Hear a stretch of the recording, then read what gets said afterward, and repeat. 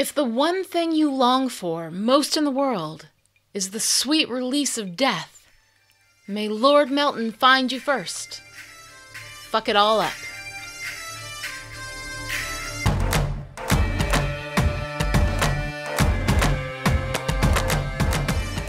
Hi, and welcome to Sex and Whiskey. I'm story expert Lani Diane Rich of Chipperish Media, and we are here today to talk about The Battle Joined, the first episode of Season 3.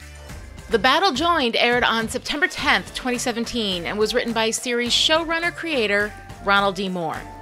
This episode was directed by Brendan Marr. This is Marr's first episode of Outlander, and according to IMDb, he will return to direct episodes 3, 4, and 5 of Season 3, giving him almost a third of the total 13 episodes for this season. No pressure, buddy. Season 3 covers roughly the events of the third book in the Outlander series, Voyager, and for those of us who have read the books, we come into this season with high hopes that some things remain unchanged and that others are drastically changed. We'll see how that turns out. Willoughby. Now, as we dive into this new season of Outlander, we finally get to find out how our favorite TV show is adapting our favorite series of books. For those of you who don't read the books, please get in touch with your thoughts. I can't remember what it was like to be in this story before I knew every plot movement. I would love to hear thoughts and responses from viewers who have no idea what to expect. Your perspectives on this would be fascinating to me. All right, it's time to talk about The Battle Joined. Let's go through the stones. In The Battle Joined, we cover the doomed Battle of Culloden and a day or so of the aftermath in Jamie's POV from 1746. Are you alive? And then spend time with Claire in 1948 as she sees her pregnancy through to the birth of Brianna. Also, Frank is there. Okay, I'm going to start with Frank because really, who cares? Don't get me wrong, I love Tobias Menzies. I think he's an incredible actor, but the Frank stuff bores the shit out of me. And in this episode where Frank is now suddenly, not terrible, he's even more boring.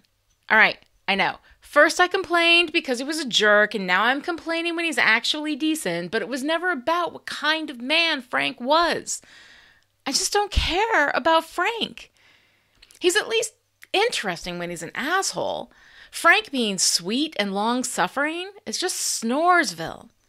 Well, he's sweet and long-suffering with the exception of the American citizenship thing. I mean, really, Frank? That's the hill you want to die on? But even when he shouted at Claire about fucking other people, well, I didn't mind.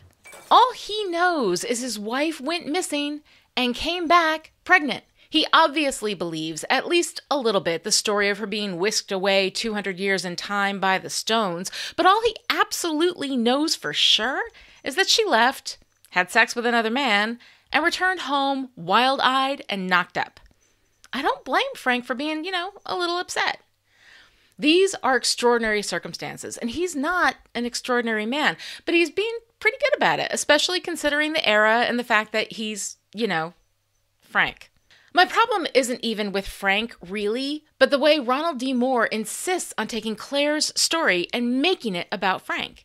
He did it in Both Sides Now in Season 1, again for Through a Glass Darkly, the Season 2 premiere, and now, third time's a charm, I guess? In The Battle Joined, every Claire scene is simply a stage for Frank the swell fella to dance upon. Look, here's Frank extending himself financially to give Claire the home that she wants. Oh, here's Frank being understanding about the baby, not really being his. And wow, here's Frank standing up for his wife, kind of, against the sexist boss man at the university party. Oh wait, here's a scene with just Claire, and she's making a friend with another woman, and Frank's not even there, but oh, wait, what did the friend just say? You're lucky. You won't find another man like Frank again. And Alison Bechdel just threw herself off a moving train. Let me tell you, there is no greater irony than allowing a minor male character to completely override the major female character's story and then writing a caricatured sexist jerk scene to make it even more about the man. I mean, it's like patriarchal jujitsu. It's serious next level shit. So while we're supposedly telling Claire's story, we're really telling Frank's story, like anyone gives an Edinburgh fart about fucking Frank Randall. This is not Frank's story. This was never Frank's story. But to hijack all of Claire's scenes so that we can focus on Frank is irritating, even when he's being, mostly a stand-up guy. The problem with Frank was never that he was an asshole. The problem with Frank was that this was never his story, and they keep writing it like it is his story. Dickhead or darling, nobody cares about Frank. Nobody cares about Frank. And now, for all of you out there who care deeply about Frank... Actually, I think Frank will really like something different for a change. He's very progressive. Very open-minded. What little we got of Claire in Claire's story is actually pretty good. There were 3 things I especially loved. First was in the scene with the caricatured, patriarchal, sexist douchebag. While we did manage to make this scene, mostly about Frank, there was this one line from the douchebag. The past experience has shown few women succeed as physicians. And the fire in Claire's eyes when he says that is wonderful. You just kind of want her to stand up, look down at him and say, bitch, please, I saved an 18th century boy's life with nothing more than a hunch and a pot of boiled weed, so you can kiss my ass. But mostly in that brief flash of time where everything wasn't about Frank, we saw the full extent of everything Claire has lost. Since returning to the 20th century, we've been so focused on the devastating loss of her one true love that we've forgotten her other true love, her purpose. Any of you who have spent any amount of time with me at all studying story, you know that my second favorite love story is the love story between a woman and her work. One of my favorite things about Claire is her devotion to healing and how damned good she is at it. Jamie's a warrior and she's a healer, and part of what makes them work so well is how well they work together. And here we have Claire in a time that, granted, probably wouldn't burn her at the stake as a witch for trying to save someone's life, but even so, gives her some seriously formidable obstacles to doing her work. And that will not stand. You think Claire, Beecham, Randall, Fraser, Randall has any time for that bullshit? Think again. So in this split second where everything isn't all about Frank, it hit me how much Claire has lost and how much fun it's going to be watching her get it all back. The second thing I really liked was the moment she stared out her kitchen window at the bird. If you've read the books, you know the significance of birds from the text, and the writers have folded those birds into the television show quite beautifully. We had the caged birds in Column's study, then the wild and free murmuration of starlings outside the thieves' hold when Claire and Galus were awaiting trial. Caged or free, birds tend to reflect Claire's freedom, and they always show up when she herself is caged. First as Column's guest at Castle Leoch, later when she's literally imprisoned, and here again while she's stuck in a conventional life in Boston. What is it she said to Master Raymond in Useful Occupations and Deceptions? I feel since I've come to Paris, my life has got more and more conventional by the day. As I suppose have I. Her mistake is that she can never be conventional. She can only be forced by circumstance to live conventionally. And Claire will never live conventionally for very long. The last standout moment for Claire in this episode was the heartbreaking "Where's my baby?" when she woke up in the hospital. Where's my baby?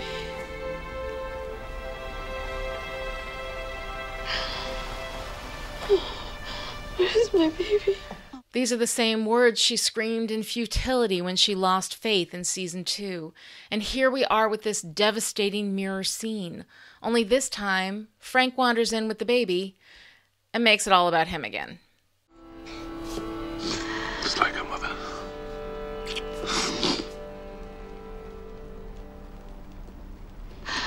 Frank. I've been so horrid. No. And then we get the world's stupidest nurse who must be on her first day in the maternity ward. Where'd she get the red hair? Well, if we're passing Claire's story off to yet another man, at least this time, it's Jamie. Let us be. I'll be your wife. I'll be Claire.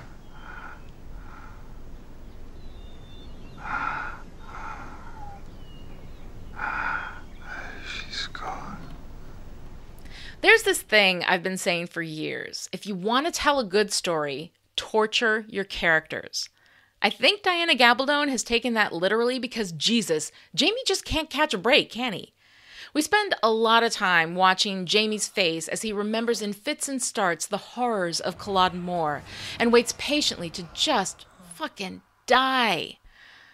For much of that time, he's lying under the dead body of a British soldier, who we can't exactly identify at first, but it's Blackjack Randall. Of course, it's Blackjack Randall. No need to play coy, boys. We get it. Regardless, Jamie's story is an endless parade of misery and heartache and death, and it was well done, but honestly, like Jamie, I just couldn't wait for it to be over. So instead of going through the whole wretched litany of wretchedness, which you've already seen, you know what happened, I'm just going to list my favorite parts. First, the new opening. Every season, and sometimes even mid-season, we get an opening sequence that will vary not just the shots, but the musical treatment of the theme song, creating through Bear McCreary's seemingly endless genius a new thematic landscape for the show. We had a traditional Scottish treatment for Season 1, an opulent French treatment for the first half of Season 2, and then a brutal Scottish war drum treatment for the second half of Season 2. Here, we have the percussive element of the war drums, but they're softer, sadder, more echoey, reminiscent of the finality of what's been lost, rather than the hope of better things to come. I also loved the opening title card, the bloody and torn Scottish flag as it's pulled down by a British soldier, and we move into the story from there as the soldiers run the dying Scots through with bayonets and... Okay. The next thing I loved was the simple effect of the snow falling on Jamie's face. At first I wasn't sure if it was snow or if it was, the ash from pyres filled with the burning bodies of fallen clansmen, but since I didn't see any fires, I choose to believe it's snow. Light, wet, purifying snow. And then we see Claire's ghostly form as she walks through the horror, drawn to Jamie. She touches his face and asks if he's alive. And then she morphs into a very real Rupert, which is a bit of a disappointment, but only a bit because it's Rupert. Oh, God, it's so good to see Rupert. And from there on, Rupert is my favorite thing. His jovial for the circumstances. No, my lord. Traitors all. Shall we be hanged then? Is so endearing and heart-lightening in the darkest of moments. I love how he cares for Jamie, how he tries to get the two boys out of their death sentence, how he forgives Jamie at the last moment and shows him grace and true friendship. And then to the British soldiers as he's going out to be shot. I mean to set a quick pace, so try to keep up. And then I love how he single-handedly takes down the British soldiers and whisks everyone away to healing and safety. Then he gets married to a lovely fat woman and they have wonderful fat kids, and he dies peacefully in his bed at the age of 98 surrounded by 47 fat grandchildren. I'm not gonna lie. I'm kind of in love with Grant O'Rourke. I know he's younger than me and I'm pretty sure he's married, but whatevs. And then it's with a sick twist of humor that I see poor Jamie, who just wanted to fucking die, thwarted yet again in this ambition by a goddamn British soldier. Seriously, this is the world's darkest three-beat. First, Randall was supposed to kill him in Wentworth and fell down on the fucking job, like literally. Then, during the battle at Culloden, Jamie went in wanting to die. Randall got halfway there by slicing Jamie's femoral artery, and then he fell down on the job again, literally again, falling down in death and pressing against the injury long enough to staunch the bleeding, thus saving the life that Jamie apparently cannot give away in a bargain basement sale. And then the final insult added to so many injuries. Here we are in the last moments for everyone else. And Lord Melton comes in with his debt of honor bullshit and tosses Jamie into a cart when all the dude wants is to fucking die. I promised to kill me.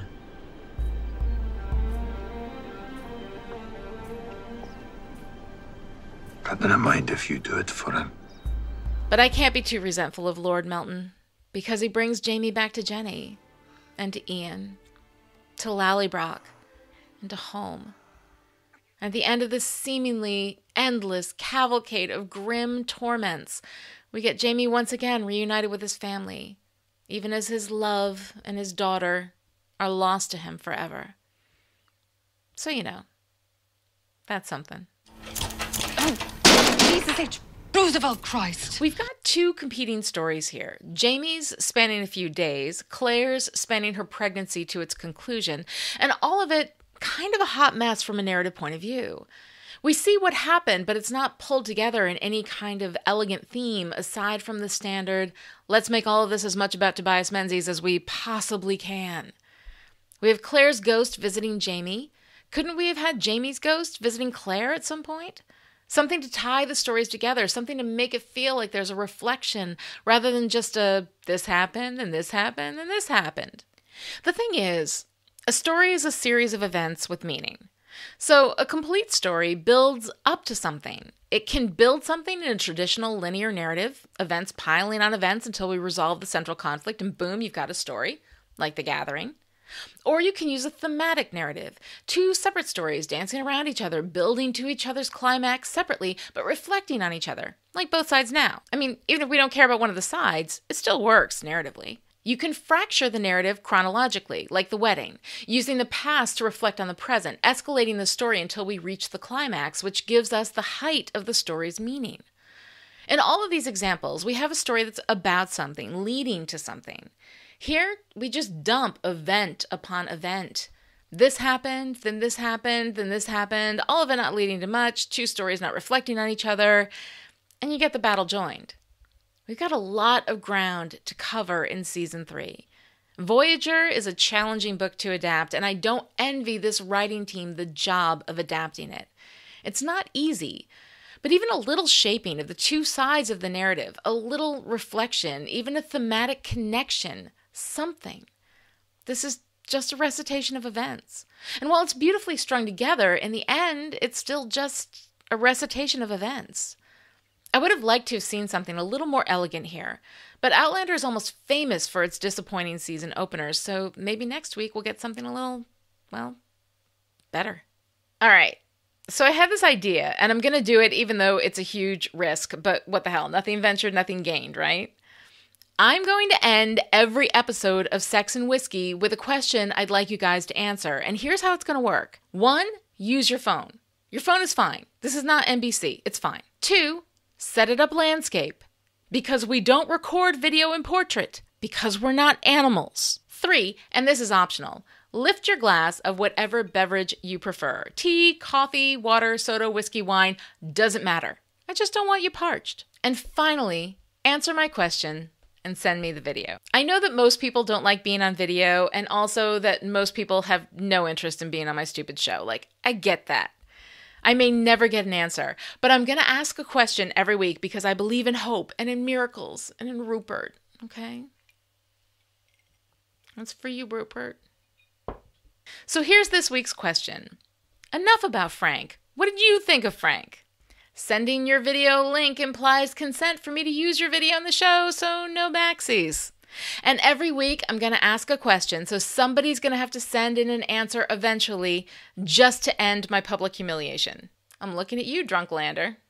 That'll do it for today. Remember to visit Chipperish.com for more great podcasts, including Still Pretty, a Buffy the Vampire Slayer vlog and podcast in the style of Sex and Whiskey, but with more clips from the show and less whiskey.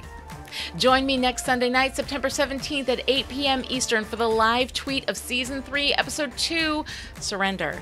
And immediately afterward, head over to youtube.com/chipperishmedia to find the new episode of Sex and Whiskey, which will hopefully be up on time, although it's the future and I don't know what the hell's going to happen.